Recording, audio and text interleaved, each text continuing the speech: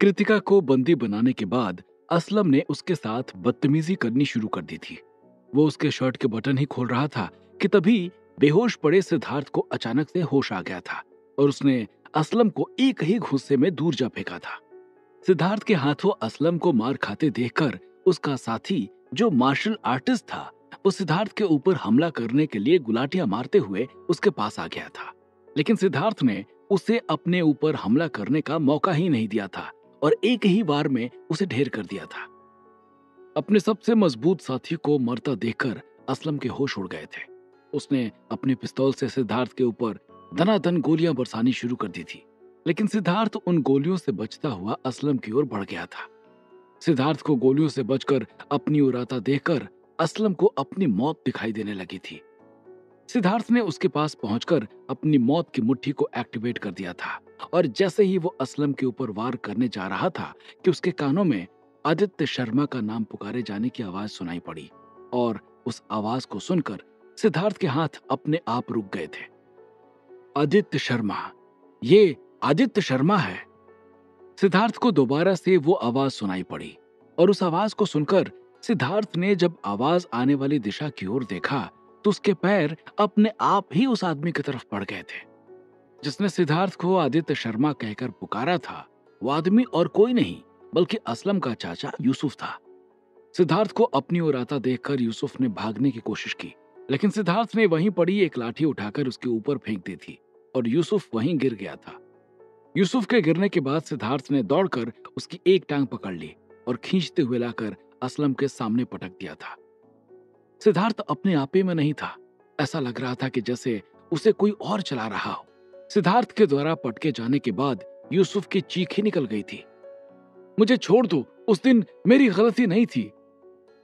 यूसुफ ने सिद्धार्थ से कहा और उनकी बात सुनकर सिद्धार्थ ने जो कहा उससे यूसुफ का कलेजा उसके मुंह में आ गया था। गलती किसी की भी हो, मरता वो है जो मेन होता है।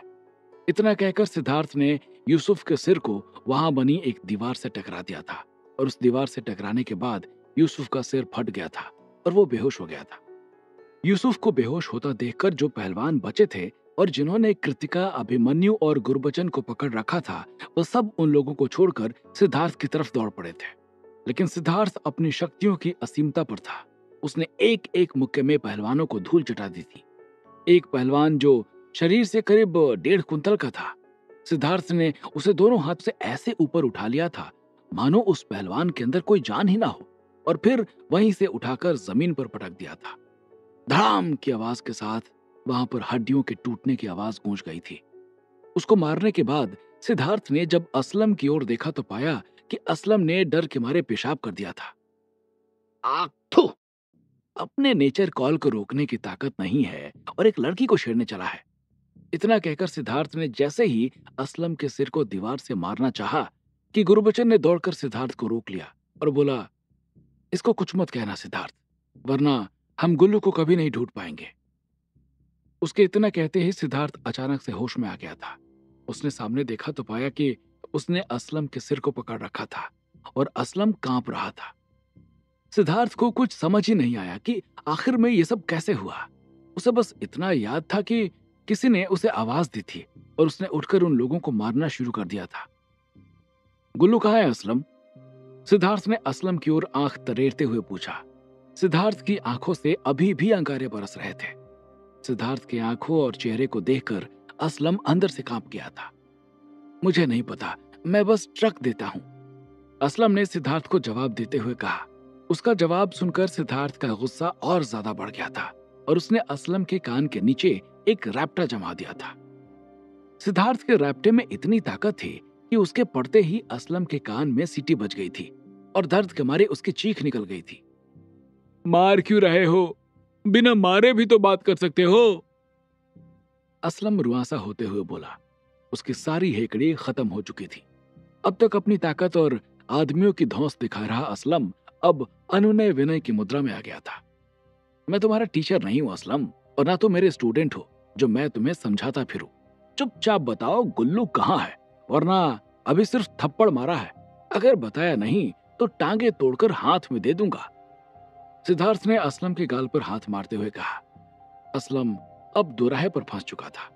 अगर वो सिद्धार्थ को ईगल गैंग का ठिकाना बताता है तो ईगल गैंग वाले उसे मार देने वाले थे, और अगर वो नहीं बताता है तो सिद्धार्थ उसके ऊपर बिजली बनकर बरसने वाला था। असलम को अब कुछ भी नहीं समझ आ रहा था कि आखिर में वो करे क्या। अगर मैंने तुम्हें ईगल गैंग का पता बताया तो वो लोग मुझे मार देंगे, असलम ने सिद्धार्थ से कहा, और अगर नहीं बताया तो हम मार देंगे। सिद्धार्थ के बजाय गुरबचन ने असलम से कहा। पहले ही डरे हुए असलम को जब गुरबचन ने धमकी दी तो असलम की घिघी बच गई थी। वो समझ चुका था कि अब ये लोग उसे बिना एड्रेस निकाले जाने नहीं देंगे, और कोई रास्ता ना पाकर असलम ने सिद्धार्थ को ईगल गैंग के उस अड्डे के बारे में बता दिया था जहां पर वो लोग तस्करी करके जानवरों को लाकर रखते थे। असलम से खबर निकालने के बाद सिद्धार्थ ने उन लोगों को उनके ही ऑफिस में बंद करके बाहर से ताला मार दिया था, जिससे कि वो लोग बाहर ना निकल सकें, और उसके बाद फिर वहां ईगल गैंग के अड्डे की तरफ बढ़ गया था। ईगल गैंग का जानवरों को रखने वाला अड्डा वहां से करीब 5 किलोमीटर की दूरी पर था, और वहां जाने के लिए एक पहाड़ी को पार करके जाना था। इसलिए उन लोगों ने अपनी गाड़ी को वहीं बाहर कुछ दूर पर छोड़ दिया था और वहां से पैदल ही अड्डे की तरफ बढ़ गए थे। सिद्धार्थ आगे आगे चल रहा था और बाकी के 3 लोग उसके पीछे चल रहे थे। सबके दिल में सिद्धार्थ के लिए अलग अलग भावनाएं उमड़ रही थी। गुरबचन सिद्धार्थ को अब अपने दोस्त आदित्य की नजर से ही देखने लगा था। यूसुफ की बात सुनने के बाद गुरबचन को कंफर्म हो गया था कि सिद्धार्थ ही आदित्य है। अभिमन्यु अपनी भतीजी की जान बचाने के लिए सिद्धार्थ को कृतज्ञता भरी नजरों से देखे जा रहा था, लेकिन कृतिका के दिल में सिद्धार्थ के लिए एक खास जगह बन चुकी थी। वो सिद्धार्थ की ओर देखकर नाहक ही मुस्कुराए जा रही थी। वो सिद्धार्थ के लड़ने की स्टाइल की वजह से सिद्धार्थ से इंप्रेस हो गई थी। इधर सिद्धार्थ ईगल गैंग के अड्डे की ओर बढ़ता जा रहा था, और उधर इंद्रनगर में कुलगुरु विचित्रवीर के आश्रम के बाहर एक कोलाहल मचा हुआ था। वहां पर उनके शिष्य इकट्ठा होकर आसमान की ओर देखे जा रहे थे और आपस में तमाम तरह की बातें फुसफुसाए जा रहे थे। आसमान में कई सारे तारे मिलकर इंद्रनगर के राजमहल की आकृति को बना रहे थे, और फिर वो आकृति मिट जा रही थी, और ये घटना बार बार हो रही थी। इससे पहले तारों की ये हरकत तब हुई थी जब जंगल में अपहरण करके ले जा रही लड़कियों को बचाने में सिद्धार्थ की सिंडिकेट की गोली से मौत हो गई थी। उस वक्त इंद्रनगर में राज्य रक्षक की जीवन ज्योति बुझ गई थी, और उसके बाद तारे मिलकर इंद्रनगर राज्य की आकृति को बनाकर मिटाने लगे थे। उस वक्त तो आदि शक्ति ने आकर सिद्धार्थ को बचा लिया था, और इंद्रनगर के ऊपर आने वाला खतरा टल गया था। आपको एक बार ये दृश्य देखना चाहिए कुलगुरु। मुझे लग रहा है कि राज्य पर फिर से कोई बड़ा खतरा मंडराने वाला है। कुलगुरु विचित्रवीर के सामने खड़े उनके एक शिष्य ने कहा। राज्य का ऊर्जा स्रोत पारद गायब हो चुका है पुत्र। इससे बड़ा खतरा क्या मंडराएगा राज्य के ऊपर? कुलगुरु विचित्रवीर ने अपने आसन पर बैठे बैठे जवाब दिया।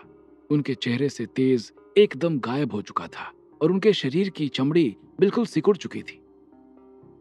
पारद मिल जाएगा कुलगुरु, और इंद्रनगर फिर से अपने वैभव की चरम सीमा पर होगा। हमें इतनी जल्दी आशा नहीं खोनी चाहिए, उनके शिष्य ने उनको दिलासा देते हुए कहा। हालांकि उसका दिलासा देना बेकार ही था, क्योंकि कुलगुरु सच्चाई से वाकिफ थे। अपने शिष्य के कई बार आग्रह करने के बाद कुलगुरु विचित्रवीर आश्रम से बाहर की ओर चल पड़े थे। उनका शरीर इतना कमजोर हो गया था कि वो अकेले चल नहीं पा रहे थे। उनकी पीठ से खून रिसकर नीचे की ओर गिर रहा था। अपने गुरु को लड़खड़ाता देखकर उनके शिष्य ने अपने गुरु को पकड़ लिया था और सहारा देकर बाहर ले आया था। बाहर आने के बाद जब कुलगुरु ने आसमान की ओर देखा तो वहां का नजारा देखकर उनकी आंखें फटी की फटी रह गई थी। हे प्रभु, अब इंद्रनगर के कौन से दुर्दिन दिन दिखाने वाले हो आप? कुलगुरु ने आसमान की ओर देखते हुए कहा, और फिर अपने शिष्य की ओर देखते हुए बोले। राजमहल पहुंचकर युवराज परमदेव और महारानी अवंतिका को तत्काल यहां आने का संदेश दो। अपने गुरु की बात सुनकर वो शिष्य वहां से चला गया था, और कुलगुरु विचित्रवीर अपने अन्य शिष्यों की मदद से आश्रम के अंदर चले गए थे। इधर कुलगुरु उन तारों के समूह की हरकतों को देखकर परेशान हो चुके थे, और उधर सिद्धार्थ अपने 3 साथियों की मदद से गुल्लू को ढूंढने के लिए ईगल गैंग के अड्डे के बाहर पहुंच चुका था। ईगल गैंग का अड्डा राजसमंद के बाहरी इलाके में मौजूद एक पहाड़ी के पीछे बना हुआ था। वहां पर न सिर्फ पक्षियों और जानवरों की तस्करी होती थी, बल्कि वो सारे काम होते थे जो समाज और सरकार की नजर में अवैध थे। राजस्थान के अंदर ईगल गैंग का इतना ज्यादा खौफ था कि लोग उसके बारे में बात करने से भी डरते थे।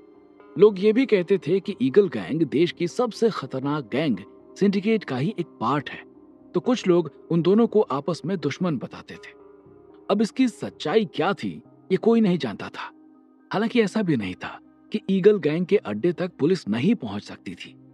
पुलिस विभाग को ईगल गैंग के द्वारा हर महीने एक मोटी रकम दी जाती थी, जिससे वो अपनी नजर ईगल गैंग के ऊपर से हटाकर रखते थे।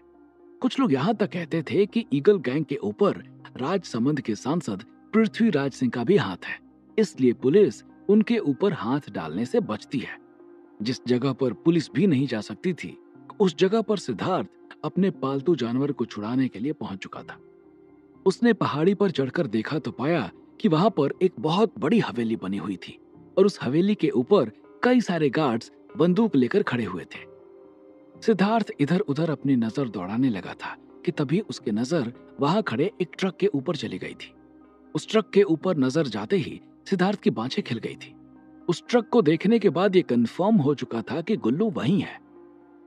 गुल्लू यहीं है अंकल, आप और अभिमन्यु अंकल यहीं रुको, मैं और कृतिका अंदर जाते हैं, सिद्धार्थ ने गुरबचन से कहा। अभिमन्यु सिद्धार्थ की पावर को देख चुका था, इसलिए उसे कृतिका के सिद्धार्थ के साथ जाने में कोई प्रॉब्लम नहीं थी। सिद्धार्थ और कृतिका गार्ड से बचते बचाते हवेली के पिछले हिस्से में पहुंच चुके थे और वहां जाने के बाद सिद्धार्थ ने वहां बनी एक खिड़की से अंदर की ओर झांका तो अंदर का नजारा देखकर वो दंग रह गया था। वहां पर एक आदमी कुर्सी से बंधा हुआ था और उसके शरीर पर एक भी कपड़ा नहीं था। उसके शरीर से खून निकल रहा था। उस आदमी को देखकर ऐसा लग रहा था कि जैसे उसे बहुत मारा गया हो। पेमा भैया यहाँ इस हालत में? सिद्धार्थ बस इतना कह पाया था। अंदर बंधा हुआ आदमी और कोई नहीं बल्कि सिद्धार्थ का पुराना साथी और रिया का ड्राइवर बनकर रहने वाला पेमा था। आखिर कैसे पहुंचा था पेमा ईगल गैंग के कब्जे में, और क्या सिद्धार्थ के सामने खुलने वाला है पेमा का राज? आखिर क्या है इंद्रनगर के आसमान में हो रहे तारों की हरकतों के पीछे का राज, जिसने डरा दिया है कुलगुरु को? क्या होंगे इन सभी सवालों के जवाब? हमें कमेंट करके जरूर बताएं और आगे की कहानी जानने के लिए सुनते रहिए भूमिपुत्र, सिर्फ पॉकेट एफएम पर।